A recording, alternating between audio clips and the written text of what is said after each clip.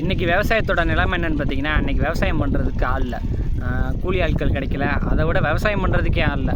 சொந்த வயல் வச்சுருந்தா கூட விவசாயத்தில் என்னடா இருக்குது அப்படின்னு விட்டுட்டு ஃபுல்லாமே ஒத்திக்கும் பொறுப்புக்கும் விட்டுட்டு போகிறாங்க.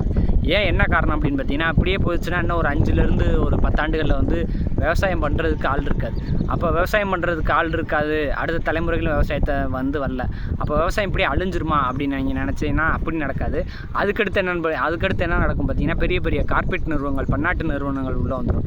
உள்ளே வந்து என்ன பண்ணலாம் பார்த்தீங்கன்னா, ஒன்று மொத்தமாக வந்து வயல்களை ஃபுல்லாக குத்தகைக்காவோ இல்லை நிலமக்கு வாங்கிட்டு கூட அவங்க என்ன பண்ணுவாங்கன்னா, அதாவது இத்தனை ஏக்கர் வயல் வச்சுருக்கேன், உனக்கு மாத சம்பளம் மாதிரி, எனக்கு வந்து நீ வந்து அங்கே வந்து உழைச்சி கொடுத்தா மட்டும் போதும், நீ எதுவுமே செலவு பண்ண வேணாம், உனக்கு வந்து மாத சம்பளம் வந்துடும் அப்படின்ற மாதிரி கொண்டு வந்துடுவாங்க.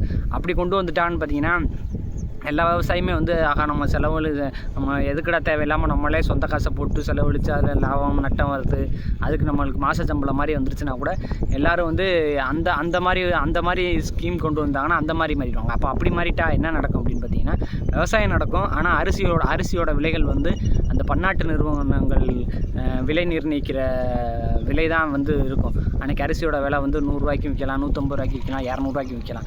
ஏன்னா அன்றைக்கி வந்து நம்மளை மாதிரி சாதாரண விவசாயிகளை தான் வந்து விலைகளை ஏற்ற முடியாது. ஆனால் பன்னாட்டு நிறுவனங்கள் இப்படி நினச்சா எவ்வளோ வேணுமாச்சும் விலைகளை ஏற்றலாம். இல்லைன்னா விவசாயத்தையே கூட ஒரு 4-5 வருஷம் சும்மா கூட போனால் கூட போயிட்டு போகுது அப்படின்னு விவசாயிகள்கிட்ட வந்து ஒத்திக்கு மாதிரி பொறுப்பை கொடுத்துட்டு கூட விவசாயமே பண்ணாமல் கூட ஒரு 5-6 வருஷங்கள் வயல்களில் போட்டு அரிசியோட டிமாண்டை க்ரியேட் பண்ணி கூட விலைகள் ஏற்றும். ஏன்னா பன்னாட்டு நிறுவனங்கள் உள்ளே வந்துருச்சுனாலே எப்போயுமே வந்து அவங்களுக்கு வந்து லாபம் மட்டும்தான்.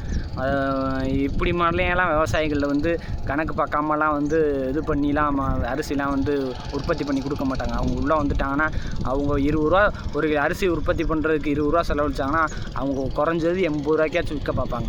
அப்போது இந்த 80 ரூபா கொடுத்து வாங்க போகும்போது தான் வந்து ஒவ்வொருத்தவங்களுக்கும் விவசாயியோட வந்து அருமை புரியும்.